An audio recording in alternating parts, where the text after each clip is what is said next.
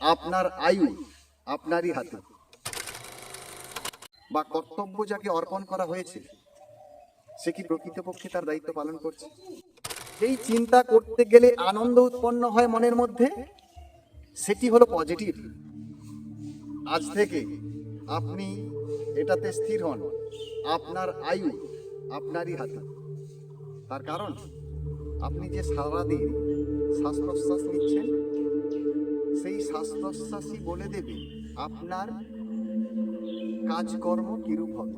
বা আপনি যখন নেগেটিভ চিন্তা করেন সেই সময় আপনার শ্বাস প্রশ্বাস একরকম চলে, আর আপনি যখন সৃষ্টিমূলক, সৃজনাত্মক বা পজিটিভলি কোনো চিন্তা করেন তখন আপনার শ্বাস প্রশ্বাসের গতিবিধি আর এক রকমের হয়।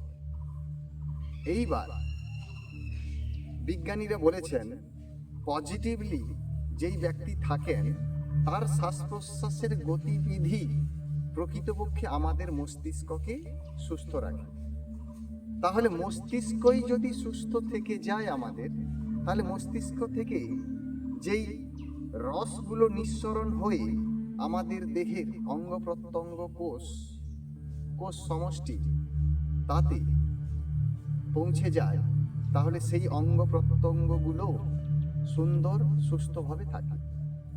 তাহলে একটি গাছের যখন শাখা প্রশাখা, শিকড়, পাতা, শিরা উপশিরা সুন্দর এবং সুস্থ থাকে, তাহলে নিশ্চয়ই সেই সম্পূর্ণ গাছ বা উদ্ভিদটি সেও সুস্থ থাকবে দীর্ঘদিন। ঠিক সেই রকম যদি আমি আর আপনি সারাদিন অর্থাৎ 24 ঘন্টা, সেই 24 ঘন্টার মধ্যে আপনি আপনার চিন্তা কতটা পজিটিভলি করছেন। এইবার আপনার মনের মধ্যে প্রশ্ন আসছে, পজিটিভ থটস বা সদর্থক চিন্তা কাকে বলে? তার উদাহরণ হিসেবে বলা যায় একটি ছোট্ট পিঁপড়ে, তাকে আপনি ফলো করছেন, সে কেমন আস্তে আস্তে তার খাদ্য সংগ্রহ করছে, তার ডিম অর্থাৎ আগামী প্রজন্মকে কেমন আগলে রেখে সতর্ক অবস্থাতে শত্রুর মুখ থেকে বেরিয়ে যাচ্ছে, বা সে কেমন যত্ন সহকারে তার আগামীর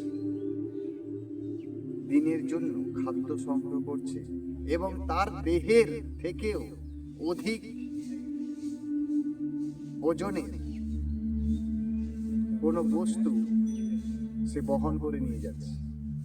আবার চলে যান একটি পাখির ক্ষেত্রে, একটি কুকুরের ক্ষেত্রে, তারা তাদের কর্তব্য সঠিকভাবে পালন করছে না, কিন্তু আপনি যেই ডিপার্টমেন্ট বা আপনি যেই অবস্থাতেই আছেন, যারা যারা দেখছেন, অর্থাৎ আপনি যদি ছাত্র জীবনে থাকেন তাহলে ছাত্র হিসেবে আপনি আপনার কর্তব্য করছেন। আপনি কারো বাবা বা পিতা, সেখানে আপনি পিতার হিসেবে আপনি আপনার দায়িত্ব পালন করছেন।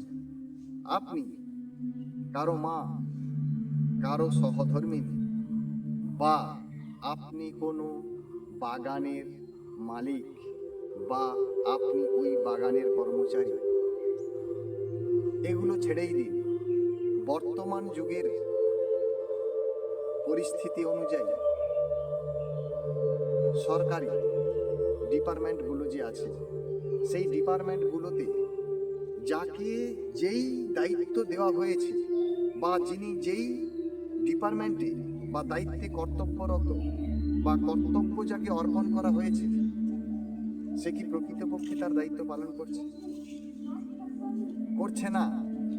তাহলে তিনি তার দায়িত্ব পালন করছেন না মানেই আপনাকে ধরে নিতে হবে তিনি স্বাভাবিক চিন্তা থেকে অনেকটাই দূরে আছেন। কারণ তিনি তো তার কর্তব্য সম্বন্ধেই সতর্ক নন। কেন সতর্ক নন?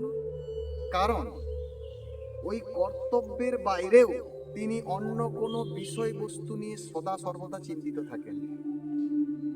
আর সদা সর্বদা চিন্তিত থাকেন, নিজের দায়িত্ব পালন করতে আনন্দ পাচ্ছেন না, অর্থাৎ তিনি নেগেটিভ চিন্তা করছেন। আরো পরিষ্কার করে বলতে গেলে, যেই চিন্তা করতে গেলে আনন্দ উৎপন্ন হয় মনের মধ্যে, সেটি হলো পজিটিভ বা সদর্থক চিন্তা। আর যেই চিন্তাটা আমরা করি, যেটি দুঃখ সৃষ্টি হয়, ক্রোধ সৃষ্টি হয় এবং হতাশা সৃষ্টি করায়, সেই চিন্তাটিকে আমরা নেগেটিভ ধরে নিতে পারি। তাহলে নেগেটিভ পজিটিভ আমরা জানলাম। এই পজিটিভ চিন্তাতেই যেই ব্যক্তিরা বেঁচে থাকেন, অর্থাৎ হারিয়ে যাওয়ার ভয় নেই, কোনো কিছু ক্ষতি হয়ে গেছে সেই ক্ষতি হয়ে যাওয়ার ভয় নেই, সব কিছুকেই প্রাকৃতিকভাবে তিনি মেনে নেন, তিনি পজিটিভ পারসন। আর যিনি পজিটিভ চিন্তা করেন, মনোবিজ্ঞানীরা বলেছেন তার আয়ু স্বাভাবিকের তুলনায় অনেকটাই এগিয়ে থাকে। ওম শান্তি।